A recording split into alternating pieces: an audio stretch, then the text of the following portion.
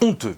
Plus de 80% des fonds actions en assurance vie ont fait moins bien que le CAC 40 sur 10 ans.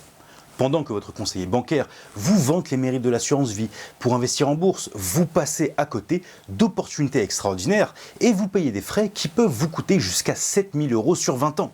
Mais il y a pire. Imaginez découvrir la prochaine pépite boursière, qu'elle est cotée à Taïwan ou sur un marché émergent, qu'elle a un potentiel de 150% sur les 5 prochaines années, mais qu'elle est indisponible dans votre contrat d'assurance vie.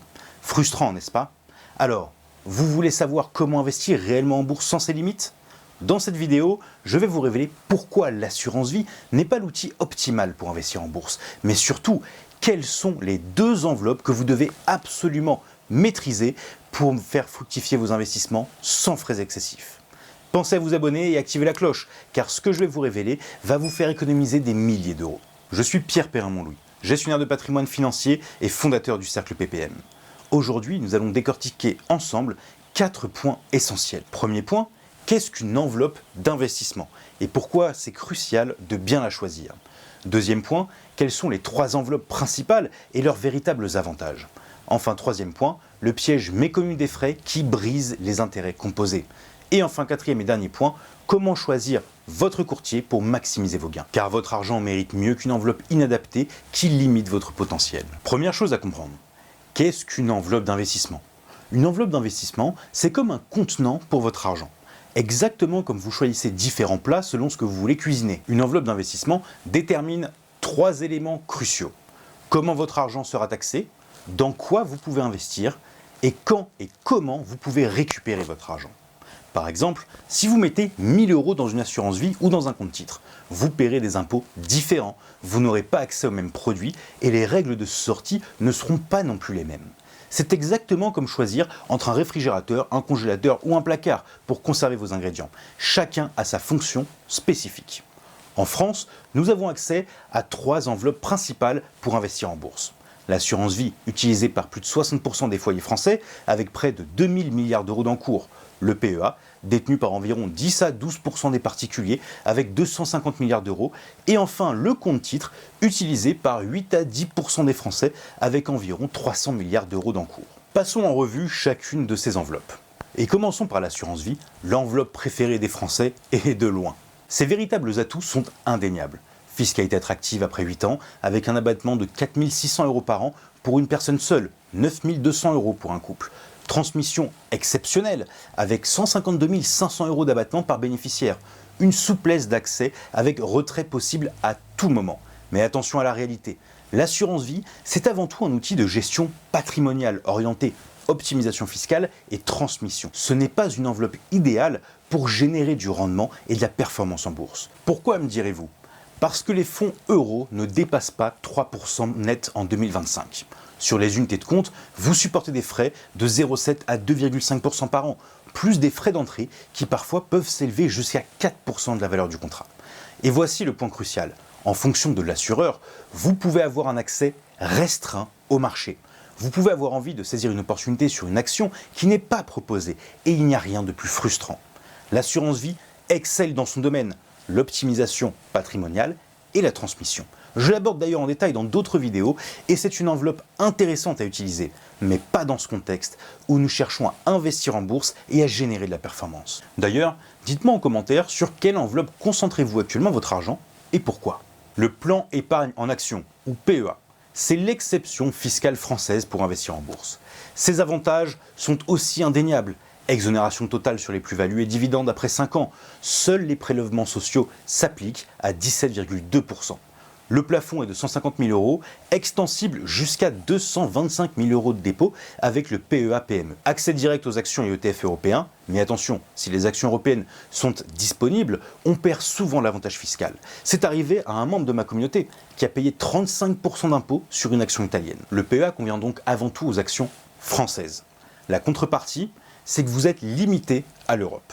Pas d'actions américaines, asiatiques, pas de crypto-monnaies. Mais concrètement, avec de bons ETF européens, vous captez déjà la performance des plus grandes entreprises du vieux continent.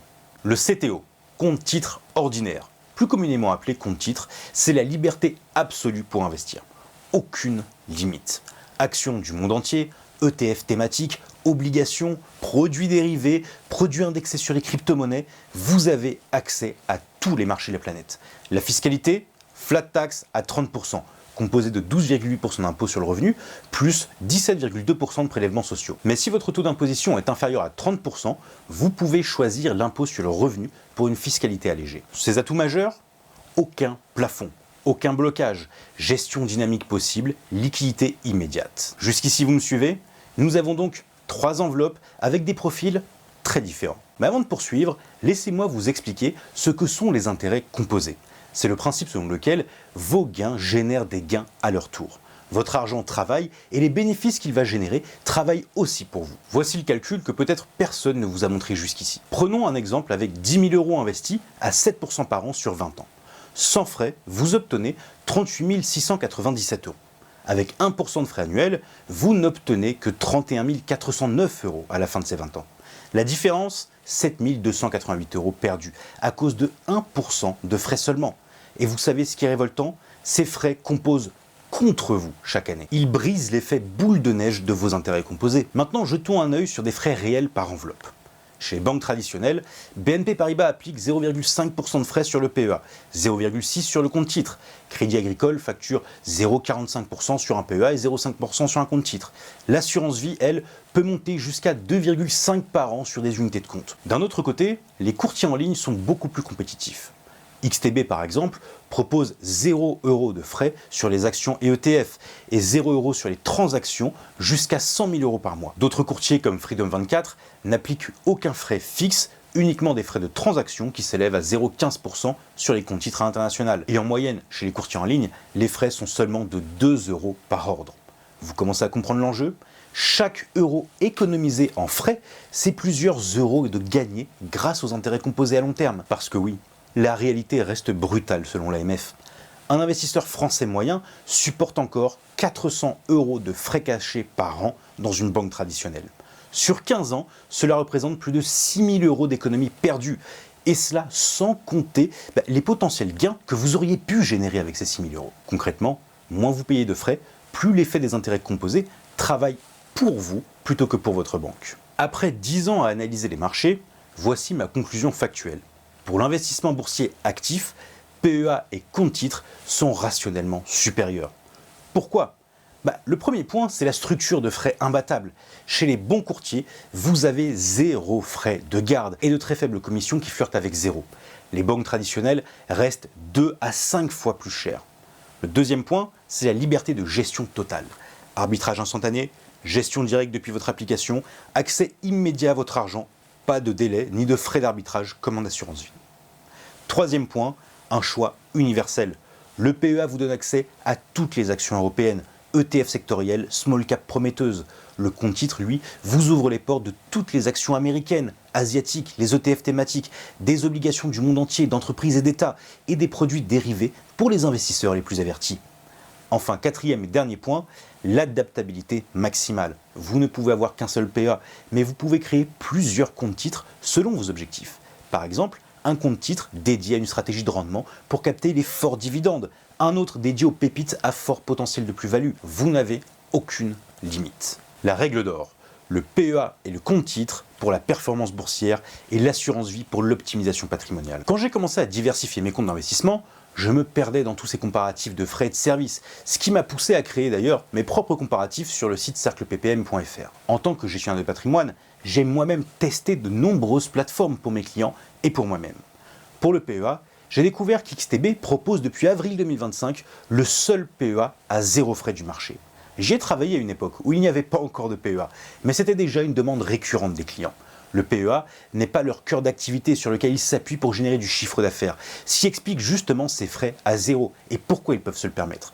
Pas de frais de garde, pas de frais de courtage jusqu'à 100 000 € par mois. La plateforme est claire, le support répond en français, ils ont des bureaux à Paris et vous pouvez tout faire depuis votre mobile. Pour diversifier à l'international, via un compte titre, j'utilise principalement Freedom24. Ce qui m'a convaincu, c'est le très large choix d'actions, mais surtout d'obligations, ce qui est rare sur le marché car ils en proposent plus de 140 000.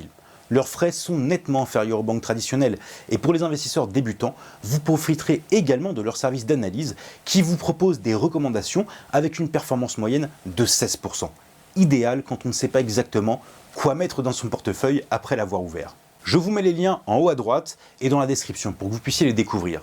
Ce sont des liens partenaires que j'ai choisis car ce sont des courtiers que j'utilise à titre personnel. Ces courtiers conviennent parfaitement à la fois à des débutants, tout comme à des investisseurs plus expérimentés, soucieux de réduire leurs frais ou simplement d'élargir le choix de titres pour investir. Récapitulons l'essentiel. Le PEA constitue votre arme fiscale redoutable pour l'Europe, incontournable jusqu'à 150 000 €.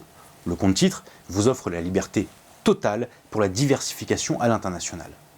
Maintenant, voici mes recommandations d'allocation selon votre situation personnelle. Si vous avez déjà une assurance vie, focalisez-vous sur un compte titre pour l'instant, afin d'accéder aux marchés internationaux sans limite. Si vous n'avez rien du tout, ni assurance vie, ni PEA, ni compte titre, ouvrez un PEA et un compte titre simultanément, avec une allocation 50-50. Mais si vous êtes limité dans votre capacité d'investissement, privilégiez le PEA, si vous êtes sûr de ne pas avoir besoin de votre argent dans les 5 ans à venir. Sinon, prenez un compte titre. Et si vous ne savez pas si vous aurez besoin de votre argent, et rassurez-vous, c'est le cas de la majorité des gens, dans ce cas-là, privilégiez tout simplement le compte titre pour conserver un maximum de flexibilité. Voilà comment et pourquoi les investisseurs avertis privilégient ces enveloppes d'investissement à partir de choix rationnels. C'est maintenant qu'il faut ouvrir vos comptes pour investir en bourse. Les marchés ne vous attendront pas. Chaque mois sans optimiser vos frais, c'est du potentiel perdu définitivement. Si cette analyse vous a éclairé, likez la vidéo pour m'aider à toucher plus d'investisseurs qui ont besoin de ces informations.